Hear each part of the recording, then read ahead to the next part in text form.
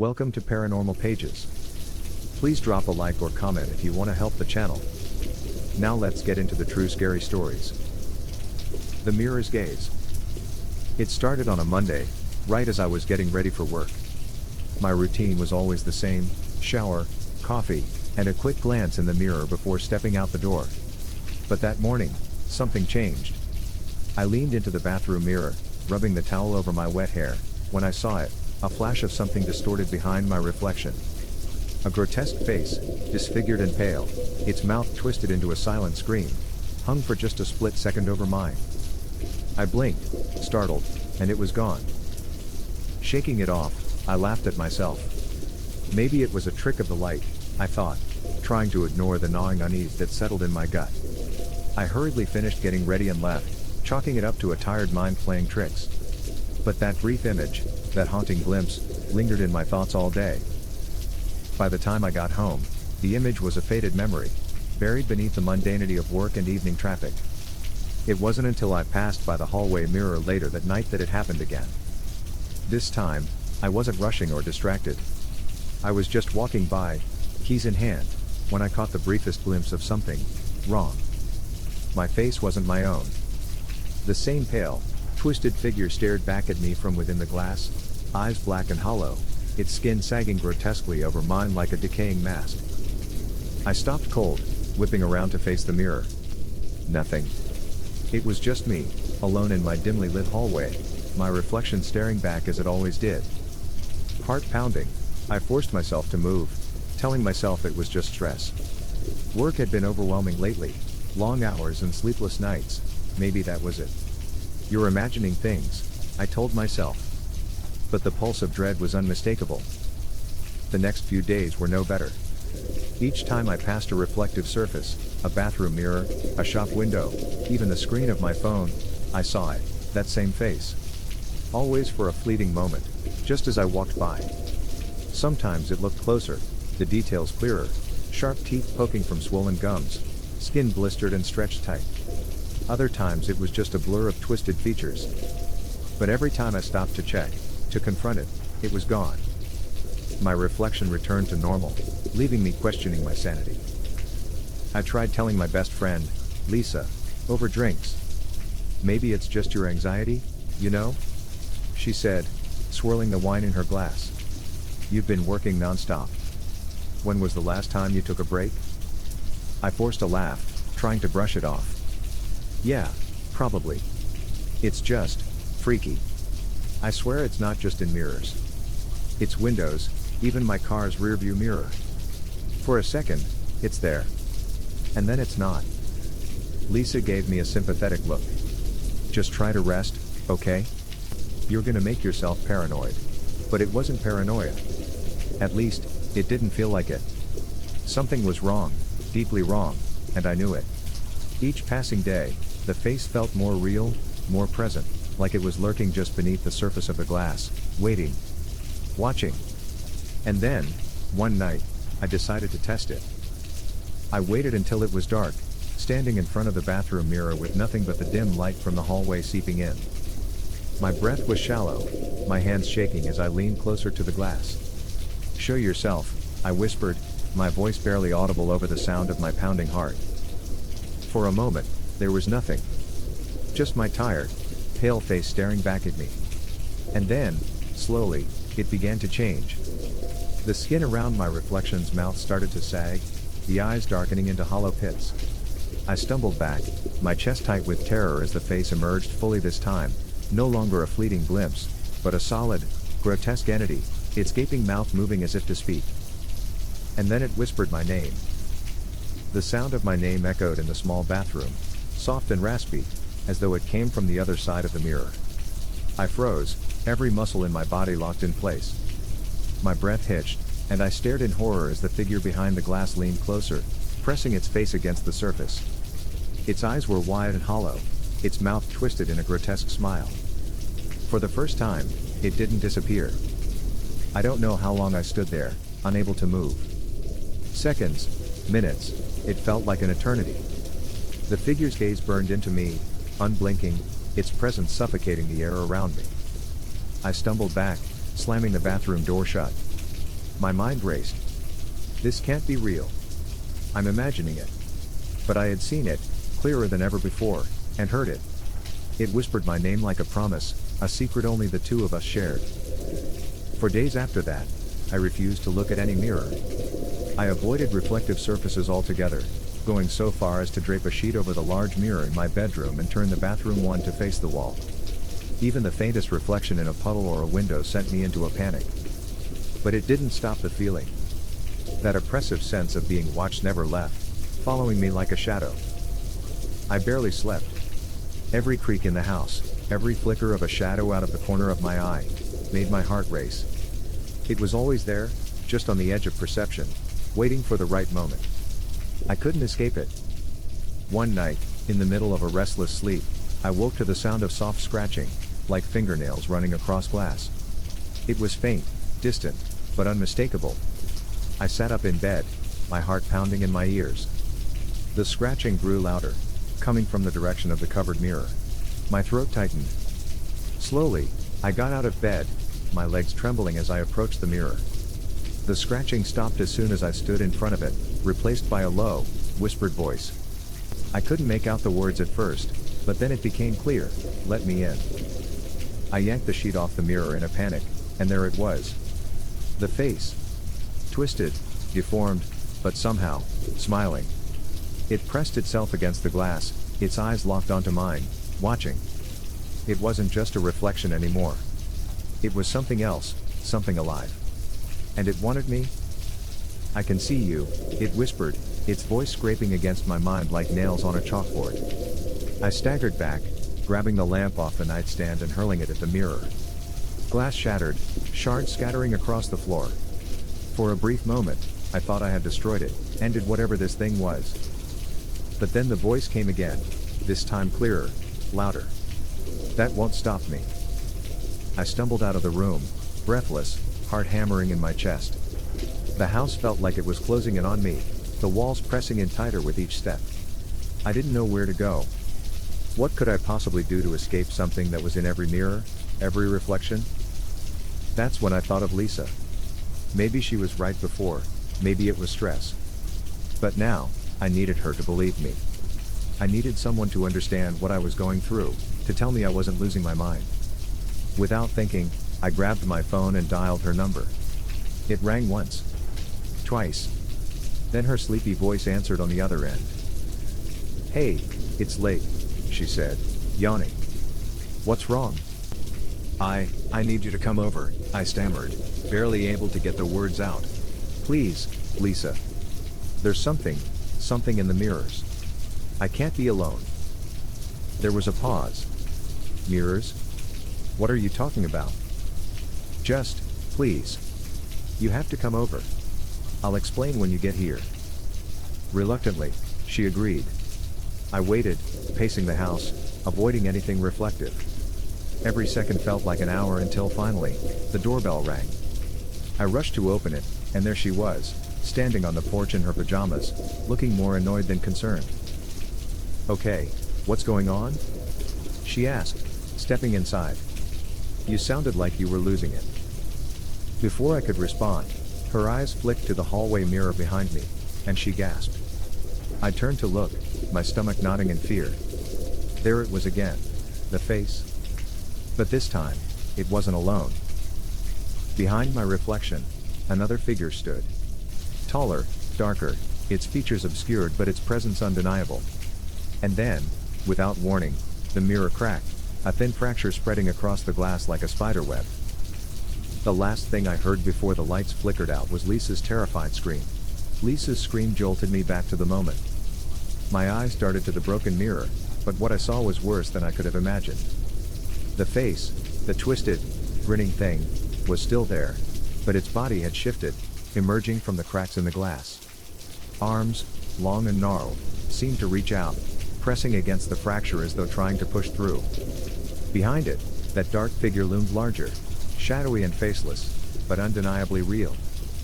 I grabbed Lisa's arm, dragging her away from the hallway, my voice trembling. "We have to leave. Now." She didn't need any convincing. We ran, sprinting down the narrow corridor and into the living room. The mirrors, every single one in the house, began to rattle.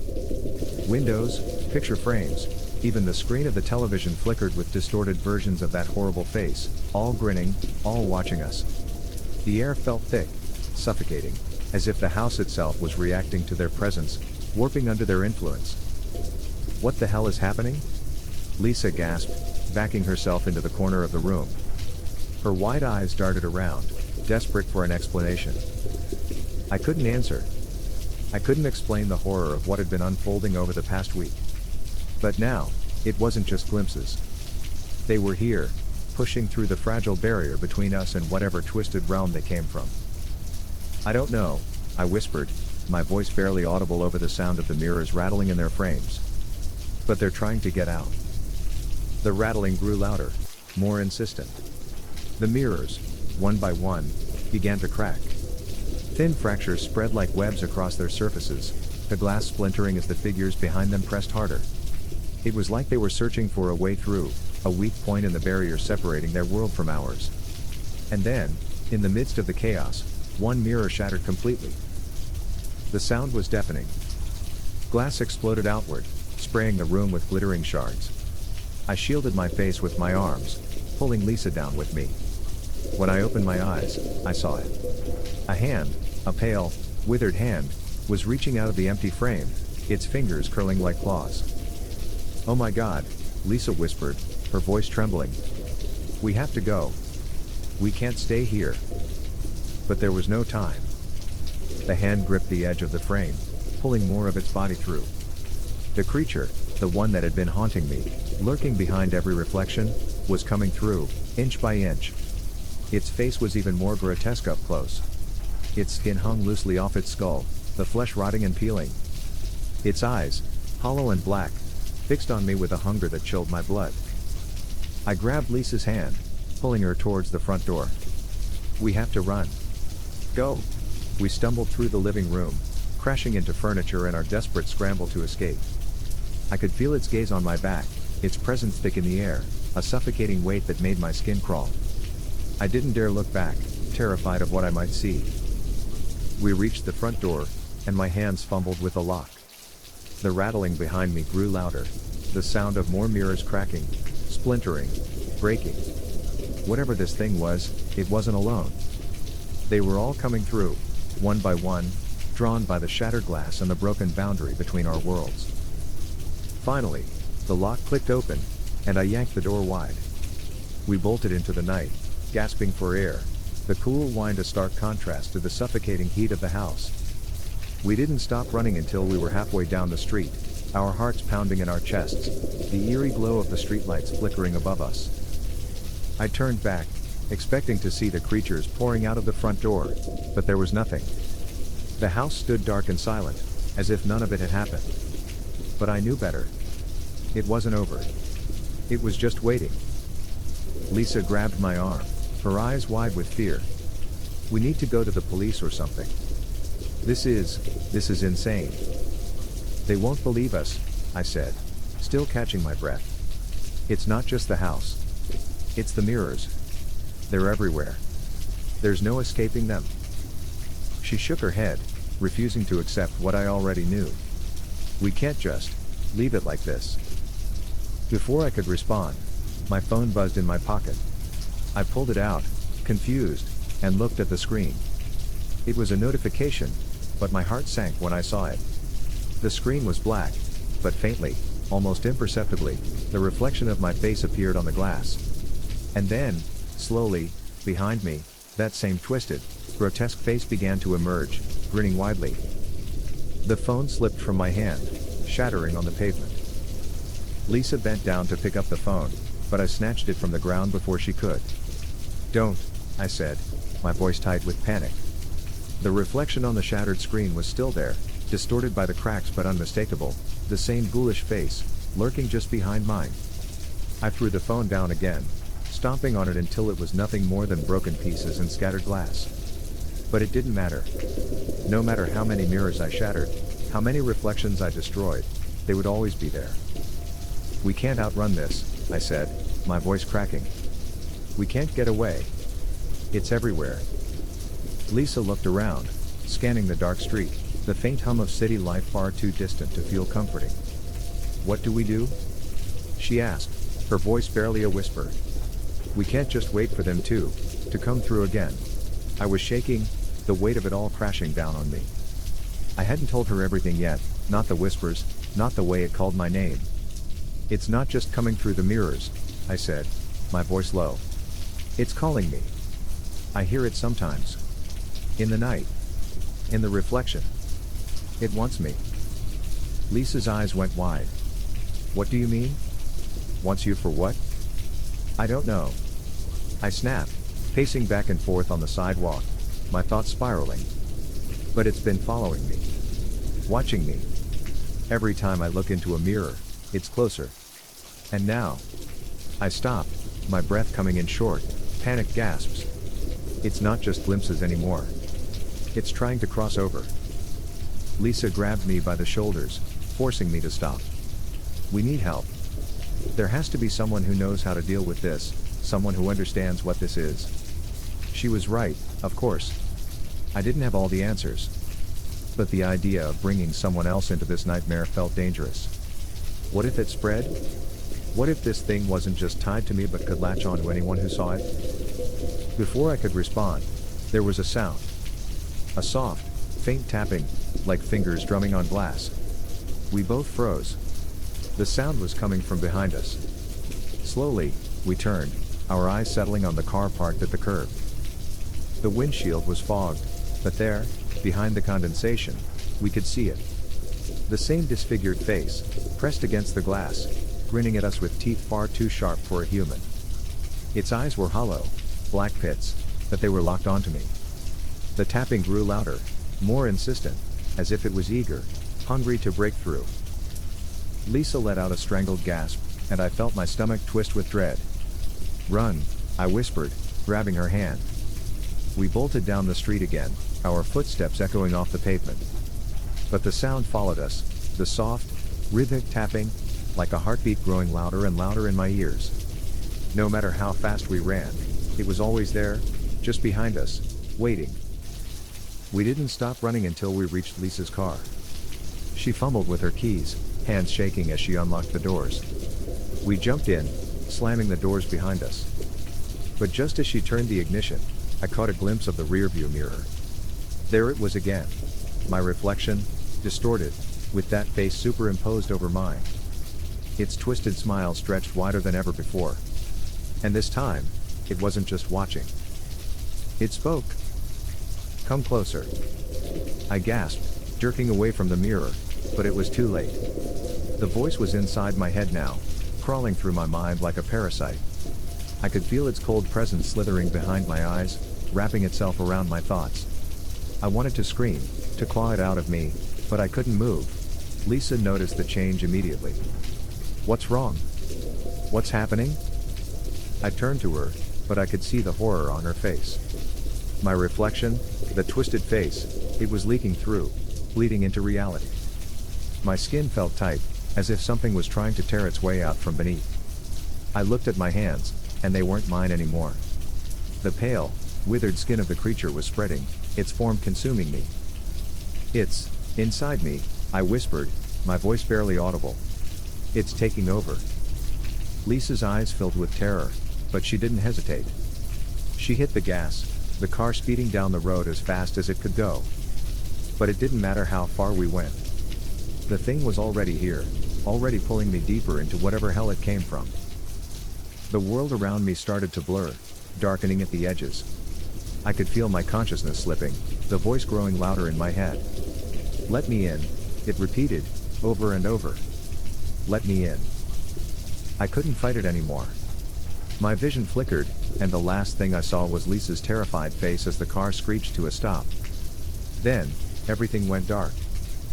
When I woke up, I wasn't in the car anymore. I was standing in a vast, empty space, cold, dark, endless. A mirror stood before me, tall and looming, its surface rippling like water. And in that reflection, I saw the face again. But this time, it was me. Hey! Subscribe for more true scary stories. Story 2. Whispering Echoes. It started one evening when I was home alone, scrolling through my phone in bed, half awake. The usual lull of technology before sleep was my routine, but that night, something changed. Siri interrupted the silence, her voice cutting through the air like a cold blade. "Would you like to hide the body in the woods or the basement?" I froze, my thumb hovering above the screen. I hadn't asked anything. I hadn't even activated Siri. Confusion quickly turned into a deep, gnawing unease. I turned the phone over, face down, as if that would stop the weirdness, but the question echoed in my mind. Woods? Basement? My pulse quickened, and a nervous laugh escaped my lips. This was some glitch, right? Some algorithm malfunctioning. Siri couldn't ask something like that without being prompted. I rolled over, determined to forget it, but sleep didn't come easily. In the darkness, my thoughts circled like vultures. The next day, I barely thought about it, till it happened again. This time, I was driving to work, the morning sun casting long shadows over the road. Siri suddenly spoke, "You should use a tarp. It'll make it cleaner." I slammed the brakes, causing the car behind me to blare its horn in protest. My phone wasn't in my hand, and I certainly hadn't said a word. Yet there it was, advice on hiding a body. My hands trembled as I pulled over, trying to catch my breath. What the hell is going on? I muttered to myself, unlocking my phone, half expecting to find a search history that didn't belong to me. But there was nothing. Everything was normal. Except it wasn't. That evening, I told my friend Claire over drinks at the bar. She had always been the more rational one between us, grounded in facts and logic. "It's probably some weird prank or virus on your phone," she suggested, sipping her beer. "I mean, come on, Siri isn't psychic." I nodded, trying to play it off like I believed her, but something in my gut twisted. "Maybe," I said, forcing a smile. But that night, as I lay in bed, staring at the ceiling, my phone buzzed softly on the nightstand. Siri's voice, calm and unwavering, whispered again, "Make sure to wipe down everything afterward." I grabbed the phone, my heart pounding. "Siri, stop." I yelled into the empty room. The response was immediate, chilling. "Are you sure you're ready to get rid of it?"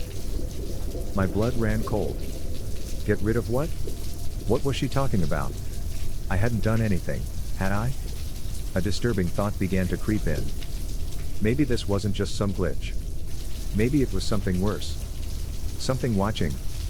Something knowing. I couldn't shake the feeling that something was wrong. Days passed, but Siri's voice lingered in my mind, whispering its cryptic advice about hiding bodies and cleaning up. I even turned Siri off, hoping that would be the end of it. But it wasn't. The quiet in my apartment was no longer comforting. It felt suffocating. Like something unseen was watching, waiting. Then came the night I received the call. I was sitting on the couch, flipping through channels in a desperate attempt to distract myself. My phone rang, no number, just unknown caller. Hesitant, I answered. "Hello?" My voice wavered slightly, betraying my nerves. There was a long pause, followed by static. Then, a familiar voice. "You should bury it deep. Don't leave anything behind." I dropped the phone, my breath catching in my throat. That was Siri's voice, but it wasn't coming from my phone's speaker, it was coming from the other end of the line. I scrambled to hang up, my hands shaking. The air in the room felt colder, heavier, like it was pressing down on me. I rushed to the bathroom, splashing cold water on my face. My reflection stared back at me, pale and drawn. This was impossible. I hadn't done anything wrong. There was no body. No crime. But the more I tried to convince myself of that, the more something dark stirred within me, like a memory I couldn't quite grasp. My phone rang again. Same number. I didn't answer, but the voicemail notification appeared a moment later. My curiosity got the better of me, and I pressed play. "You don't remember, do you?" Siri's voice was different this time, softer, almost amused. "The woods. The rain. The knife." I dropped the phone, my heart thudding in my chest. The knife? What knife? What woods? Panic clawed at my mind, but then another thought crept in. A distant memory of a rainy night, a feeling of cold steel in my hand. But it was foggy, like a half-formed dream. Could it be real? Was I forgetting something? I couldn't sit still any longer. I grabbed my jacket and headed outside, my feet moving before I could think. The woods weren't far from my apartment, a small, dense patch of trees on the edge of town. It had always been quiet there, a place I sometimes walked to clear my head. But tonight, it felt different. Ominous. As I neared the tree line, I hesitated. The wind rustled through the branches, carrying with it a low, almost imperceptible whisper. It felt like the woods were calling me, pulling me in. With a deep breath, I stepped forward, the path disappearing into the darkness ahead. My phone buzzed in my pocket. I didn't need to look to know it was another message. I could already hear Siri's voice in my head, "Go deeper. You'll find it." I walked into the woods, the air thick with an eerie stillness. Each step felt heavier than the last, the ground soft and damp beneath my feet. My breath misted in the cold air, and the trees seemed to close in around me, their shadows stretching long and twisted under the pale light of the moon. I kept walking, driven by a force I couldn't explain, a need to understand, to find what Siri seemed to know before I did. Deeper into the woods, I noticed something strange. The forest floor, usually covered in leaves and underbrush, had patches of disturbed earth. As I moved closer, I spotted something half buried beneath a thin layer of soil, a piece of fabric, torn and muddied. My heart skipped a beat, my fingers itching to reach out, to pull at the cloth. Siri's voice whispered in my head again, clearer this time. "You're almost there. Dig." Against my better judgment, I knelt and began to dig with my bare hands, dirt caking under my fingernails as I pulled at the ground. My mind was racing, screaming at me to stop, but I couldn't. Something was drawing me to it, something dark and buried, just beneath the surface. It didn't take long before my fingers scraped against something cold and hard. I gasped, pulling my hand back as if I'd been burned. But the pull to uncover it was stronger than the fear.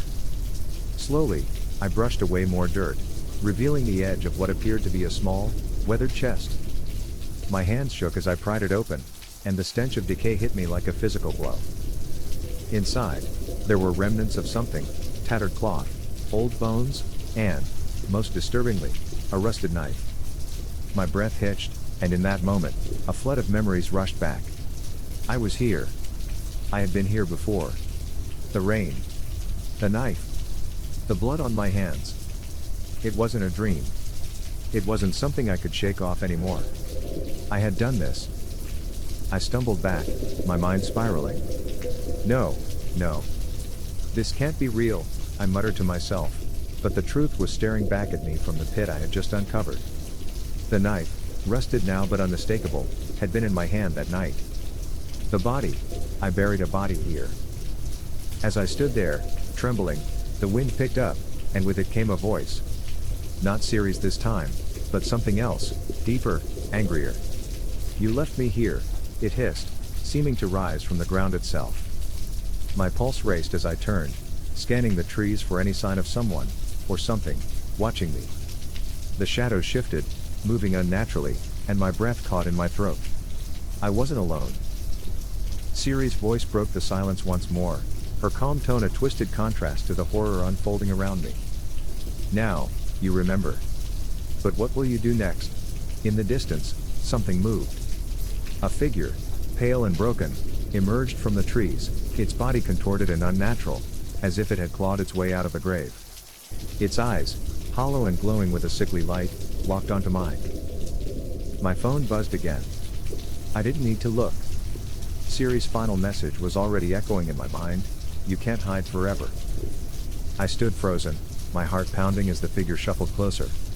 Its skin hung loose, decayed in places, bones jutting out at odd angles. The air around it seemed to hum with a dark energy, a force that made my knees weak and my stomach turn. I wanted to run, to scream, but something held me in place, guilt, perhaps. Or maybe fear. Deep down, I knew what this was. What it was. The body I had buried. The thing I had tried to forget. The figure let out a low, guttural sound, a cross between a groan and a growl, as it dragged itself closer. The moonlight illuminated its face, twisted, half-rotted, yet somehow familiar. I had seen that face before. In the rain. In the dark. The night I buried it. I stumbled back, tripping over roots and stones, my breath coming in ragged gasps. "Stay away!" I shouted, though my voice wavered with terror. The figure didn't stop. Its dead eyes bore into mine, as if it could see straight into my soul, pulling at the truth I had been running from for so long. My phone buzzed again in my pocket. The familiar sound made my skin crawl.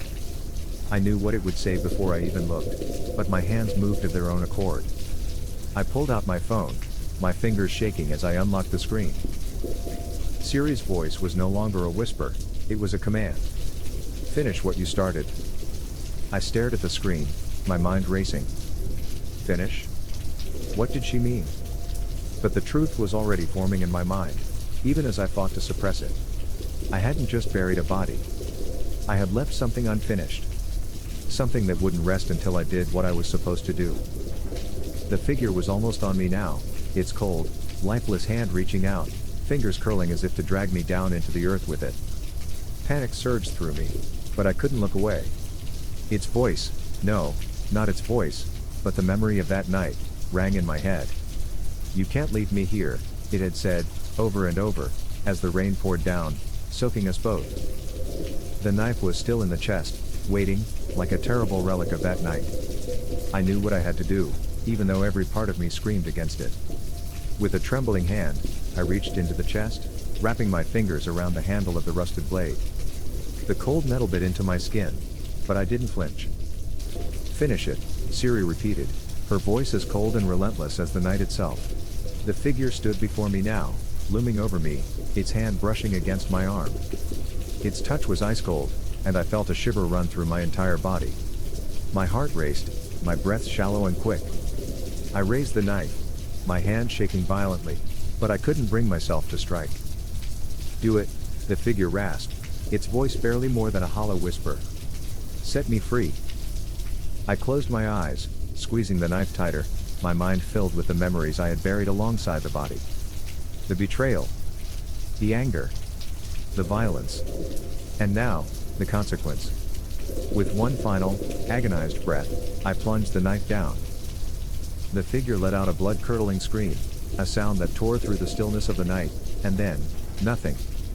The air grew still, the woods fell silent. I opened my eyes, and the figure was gone. The ground where it had stood was undisturbed, as if nothing had ever been there. I stumbled back, my legs weak, the knife falling from my hand. My phone buzzed again. I didn't want to look, but I couldn't resist. The message was simple: "It's done." I stared at the words, my mind reeling. The silence around me was deafening. The weight of what I had done, what I had remembered, pressed down on me. I thought it was over. But as I turned to leave the woods, Siri's voice came one last time. "There will be another. Hey. Subscribe for more true scary stories." Story 3. The Clock's Whisper. I hadn't planned on buying the clock. It was one of those impulse purchases, something you pick up at an antique shop because it seems interesting, a relic of some forgotten past. The owner of the shop was an older man, his eyes sunken deep like he hadn't slept in years. His shop was a cluttered maze of oddities, and the clock had caught my eye as it sat on a shelf near the back. "Ah, that one?" he said, his voice a raspy whisper. "You've got a peculiar taste. Few ever ask about it." The clock was simple, brass with an intricate face, though slightly tarnished. It had a strange, off-kilter elegance to it. I could barely make out the intricate carvings along the edge, something that looked like tiny figures in motion, but they were too worn to identify. I shrugged off his comment, thinking nothing of it at the time. As soon as I got home, I placed it on my nightstand, eager to see how it would look beside my bed. When I wound it up and heard the soft, rhythmic ticking, I found it strangely soothing. At first. That night, as I lay in bed, the ticking was louder than I remembered. It was almost as though the sound had shifted into something more demanding. The clock didn't just tick, it seemed to echo inside my skull, filling the room with its relentless rhythm. I tossed and turned, trying to ignore it, but there was no escaping the noise. I swear, at some points, it felt like the ticking was syncing up with my heartbeat. By the third night, I was growing agitated. I sat up in bed, staring at the clock in the darkness. My room, bathed in shadow, felt claustrophobic. The ticking was louder than ever, each tick like the slow, deliberate footsteps of something unseen approaching. I could feel my pulse racing with every beat of the clock. "What the hell is wrong with you?" I muttered to myself, almost as if speaking to the clock. That was when the ticking stopped. The sudden silence felt heavier than the ticking itself. My heart seemed to freeze in my chest. For a brief, terrifying moment, I thought it had stopped altogether. I sat frozen, too afraid to move. The air around me grew cold, unnaturally cold, and I became acutely aware of a presence, a shadow shifting in the corner of my eye. Then I heard it. A soft whisper, barely audible, but undeniably there. "Time. Time has come." I shot up from bed, my heart hammering in my chest now that I was certain it hadn't stopped. The room was suffocatingly still, as though the air itself was holding its breath. The whisper, faint but undeniable, lingered in the back of my mind like a cold echo, chilling me to the bone. My eyes darted around the room, searching for the source, but there was nothing. Just the dark, empty corners and the faint moonlight trickling through the window. I approached the clock cautiously, half expecting something to move, but it sat there, silent and still. The hands had stopped completely, frozen at exactly 3:15 a.m. I felt an irrational pulse of fear as I stared at the time. My mind raced with questions. Why had the clock stopped? And what had whispered to me? Shaking off the unease, I grabbed the clock and held it up to my ear. Nothing. No ticking, no sound at all. The mechanism was dead. But something about it felt wrong in my hands, as if it was far heavier than it had been before. I turned it over, examining the back, and noticed something odd. The carvings along the edge, the ones I could barely make out before, seemed clearer now, sharper. The tiny figures I couldn't identify before looked like they were reaching, clawing, twisting in unnatural shapes. My stomach churned. "What the hell?" I whispered to myself, backing away from the nightstand. Suddenly, a chill ran through the room, and I felt it again, that presence. A shift in the atmosphere, a subtle movement in the air. The hairs on the back of my neck stood on end. I wasn't alone. I could feel it, something was watching me. My eyes instinctively went to the shadows in the corner. The darkness seemed deeper there, thicker, as if it was gathering, forming into something tangible. A slow creak echoed through the room. My breath caught in my throat. My gaze locked onto the closet door. It was inching open. I hadn't touched it. I hadn't even been near it. The door creaked wider, and for a split second, I thought I saw movement inside, a shape shifting just out of sight. "Who's there?" My voice barely registered in the suffocating silence. I knew how ridiculous it sounded, asking the shadows for an answer. But still, I couldn't stop myself from backing toward the door, eyes fixed on that creeping darkness. Just as I was about to turn and run, the clock started ticking again. But this time, the sound was different. It wasn't a steady rhythm. It was erratic, frantic, as though something inside the clock was fighting to get out. Each tick scraped at my nerves, and the sound bounced off the walls in a sickening echo. And then, another whisper. This time, it was louder, clearer, and closer. "Your time is running out." I staggered back, my mind racing, as the words echoed in my ears. The voice was real, too real. It wasn't in my head, it wasn't a trick of my imagination. I wanted to leave, to bolt out of the room, but I was frozen, glued to the spot by a terror that gripped me harder than anything I'd ever felt. The ticking had become unbearable, faster and louder, like a pulse of its own. My eyes darted to the closet, which was now fully open, its darkness spilling out like a dense fog. From within, the shadow that I thought I had imagined earlier was taking shape, growing, stretching impossibly tall, its form rippling like smoke in the wind. And then it spoke again, but this time, it wasn't a whisper. Tick. Tock. The voice was low, guttural, resonating from within the blackness, sending vibrations through the floor beneath my feet. My body trembled as the thing stepped out of the closet. Its face, or what passed for a face, was hidden beneath a hood of shadow, but I could see the outline of hands, long and bony, reaching toward me, as if it intended to pull me into its darkness. I backed against the wall, my mind screaming at me to move. but my legs were useless. The clock on my nightstand clattered as its hands spun wildly, no longer bound by time but moving at a terrifying speed, as though the minutes were being devoured in a frenzy. I wanted to scream, but my voice caught in my throat. The shadow loomed closer, and I could hear its breath, ragged, rasping, like the wind howling through a graveyard. And then it stopped, standing just a few feet from me. From the depths of its hood, a pair of glowing eyes, red like embers, locked onto mine. I couldn't move. I couldn't breathe. Do you know why you bought it? The voice rasped, sending shivers down my spine. The question cut through me like a blade. I didn't answer. I didn't even know if I could. The creature tilted its head, as if studying me, waiting for a response I couldn't give. Then, slowly, it raised one of its grotesque hands, long fingers extending toward the clock. I watched in horror as the ticking slowed, the hands of the clock freezing once more at exactly 3:15 a.m. The second they stopped, the air around me thickened, becoming nearly impossible to inhale. You were chosen. Its voice was softer now, almost sympathetic, but there was an edge to it, something that felt ancient. Time is a prison. And now, it binds you. With that, the shadow shifted again, flowing like smoke into the clock.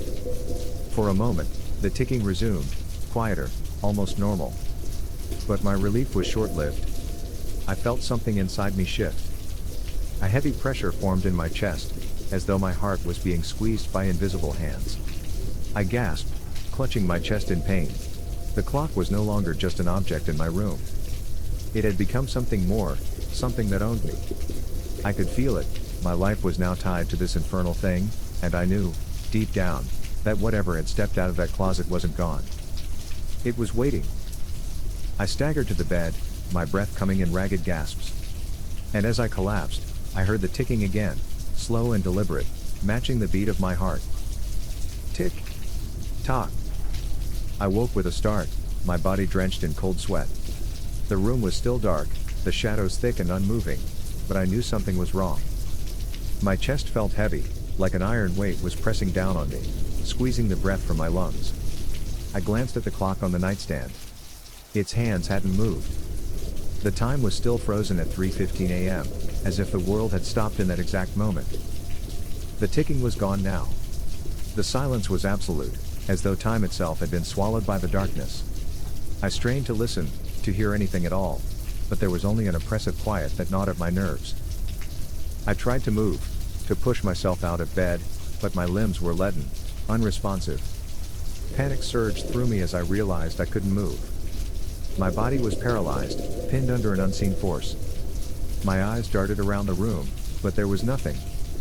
No shadow, no figure emerging from the closet. Just that suffocating, endless quiet.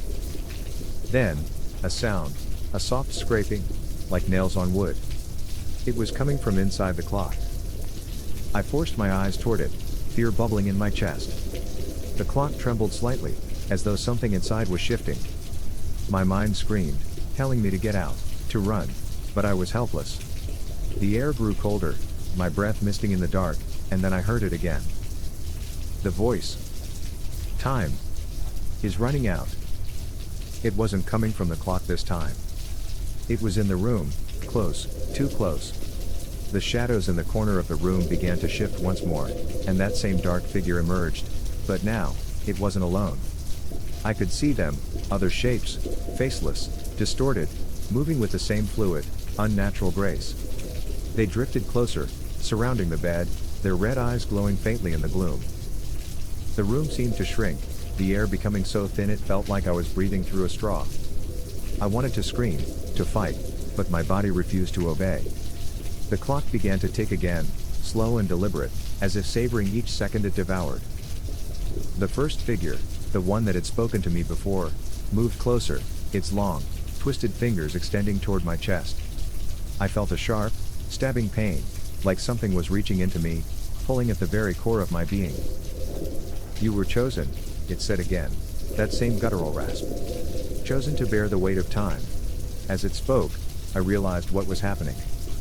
I could feel my life slipping away, draining out of me with each tick of the clock. The air around me grew colder, darker, as though I was being pulled into some void. some abyss that stretched beyond the walls of my room. The shadows began to merge, forming one massive, swirling entity, its presence pressing down on me like the weight of 1,000 years. My vision blurred as the pain intensified, and I could feel my heart slowing, syncing with the ticking of the clock.